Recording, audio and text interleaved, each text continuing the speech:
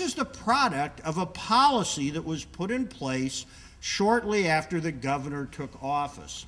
And while I don't agree with the policy, it is a completely rational, logical policy. It is the Republican, fiscal conservative, I love Milton Friedman, which the governor said that's his hero and his economic guru, policy of free market economics. And what the director of finance, at least according to the vice president of the university who told me this, told UC is we don't think higher education should be a public good. That a college degree is worth a lot of money, and it's true. The best predictor of lifetime earnings is whether you have a college degree.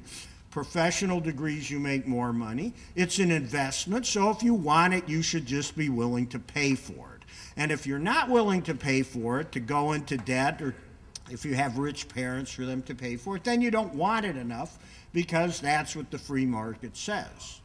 And so the annual tuition increases that everyone goes and demonstrates against, which are always presented as a short-term response to the budget crisis, the immediate shortfall, that's not what's going on. If you go on to this website or the UCOP website and find the Compact for Higher Education, an agreement between Governor Schwarzenegger, President Dines, former President Dines, and Charlie Reed, the chancellor of the CSUs, it says that the university and CSU will seek to replace state funding with private money, okay?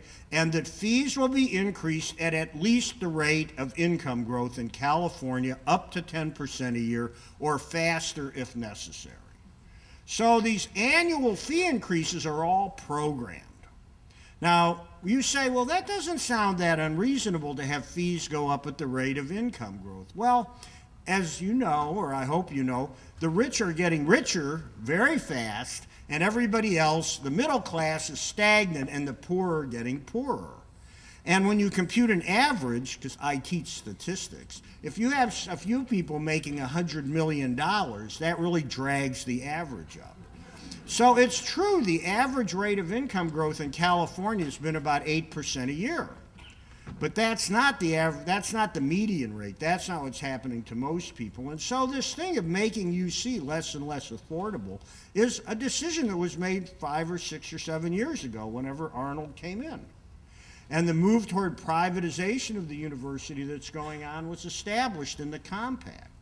And so to me, this is not so much a debate about money, because frankly, and this is one place, while I totally support fixing Prop 13 and I totally support George Lakoff's initiative to have democracy, I think it's a political mistake for us to condition fixing higher education with either of those reforms, because those are going to be very hard to get.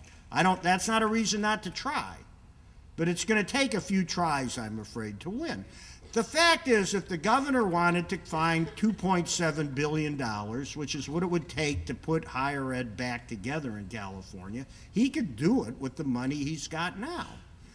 You know, he could. It's all a matter of priorities. And so I have a couple of suggestions. One is I hope my colleagues from the Senate will write another letter to the New York Times correcting their previous erroneous letter and pointing out that it is, in fact, the governor's policies that are creating this mess.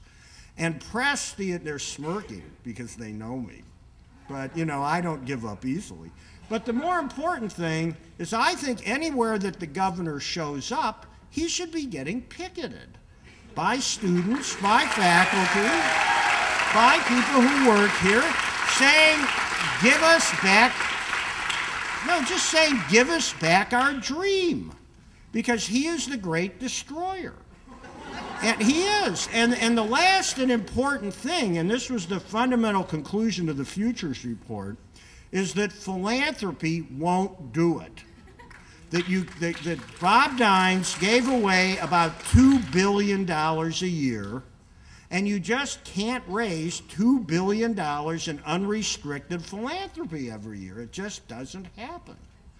And so the only way to have a public university is to have a public university. And the trajectory that we're on now And what we said in the futures report, I'm just about done, is that we could do, that here were the choices. We can shrink dramatically.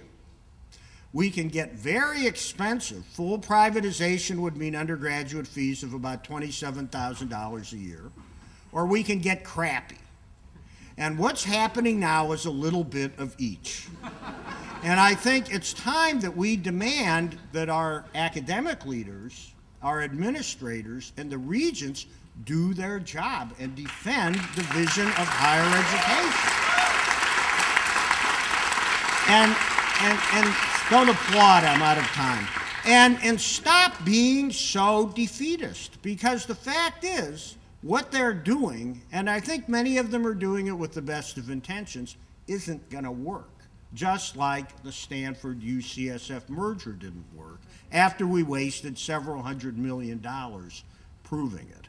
So my bottom line is every time you're in a debate and people start talking about the legislature, say no, it's the governor. And force the issue into the governor's campaign for the next governor, because none of them have taken positions.